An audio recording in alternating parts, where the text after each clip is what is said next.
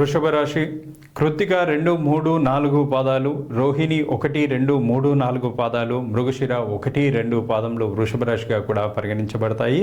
ఈ రాశి వారికి ఈ సంవత్సరం ఆదాయం 11, వ్యయం 5 కాగా రాజపూజ్యం 1, అవమానం 3గా కూడా ఉంది.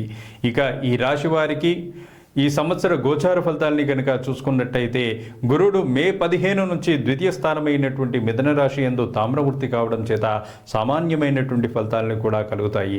శని సంవత్సరం అంతా కూడా ఏకాదశ స్థానమందు సువర్ణమూర్తిగాను సర్వ సౌఖ్యములు కూడా కలుగజేస్తారు.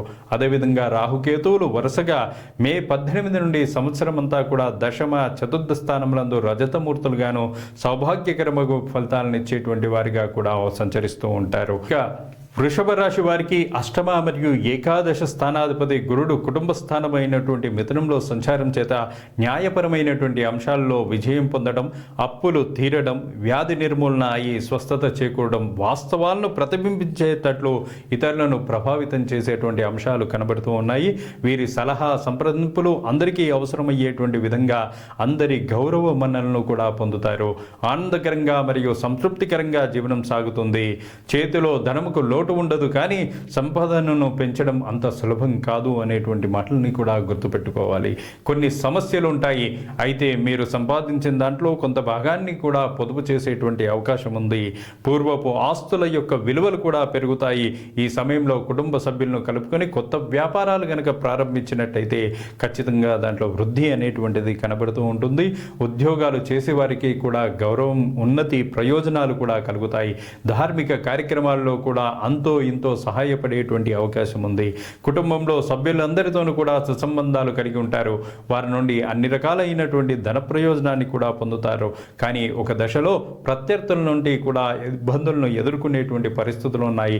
ఈ సందర్భంగా వారు జాగ్రత్తగా ఉండాల్సిందిగా కూడా సూచించడమైంది. అక్టోబర్ నెలలో తీర్థయాత్రలకు, దూర ప్రయాణాలకి కూడా అవకాశం అనేటువంటిది ఉంటుంది. ఇక మీరు చేసేటువంటి ప్రతి పనులకు కుటుంబ సభ్యుల మద్దతు అనేటువంటిది ఖచ్చితంగా ఉంటుంది. దాన్ని అవకాశంగా తీసుకొని మీ యొక్క పనులను కూడా పూర్తి చేసుకోవాల్సి ఉంటుంది. కానీ డిసెంబర్ నెలలో కుటుంబంలో కొంత అసమానతలు కూడా తలెత్తేటువంటి పరిస్థితి ఉంది. ఈ రాశి వారికి భాగ్యాధిపతి, రాజ్యాధిపతి శని ప్రస్తుతం ఏకాదశ స్థానమందు సంచారం వల్ల కూడా వారికి అనుకూలంగా ఉంటుంది. వృత్తులలో విజయాలు మరియు ఆర్థికంగా కూడా వృద్ధి కలగడం, వాణిజ్యపరమైనటువంటి సంఘాల్లో ఆధిపత్యం రావడం, వృత్తి వ్యాపారాల్లో మీకంటే పెద్దవారిని గౌరవించుకుంటూ దూర ప్రయాణాలు చేస్తూ అందరి మీద పట్టుగా వ్యాపారాలు చేస్తూ ఉంటారు.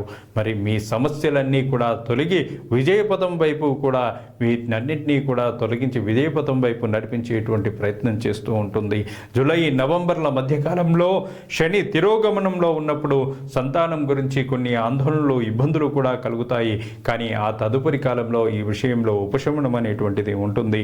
పదోన్నతి కలుగుతుంది. వృత్తి వ్యాపారాలకి కూడా అనుకూలంగా ఉంటుంది. గతంలో నిలిచినటువంటి పనులు త్వరితంగా కూడా పూర్తవుతాయి. దీర్ఘకాలిక లక్ష్యాలను కూడా సాధిస్తారు. సామాజిక జీవితం అనుకూలమవుతుంది. స్నేహితులకు విలువనిచ్చి వారికి చేదోడుగా కూడా ఉంటారు. ఆకస్మిక ఆదాయం కూడా కలిసి వస్తుంది.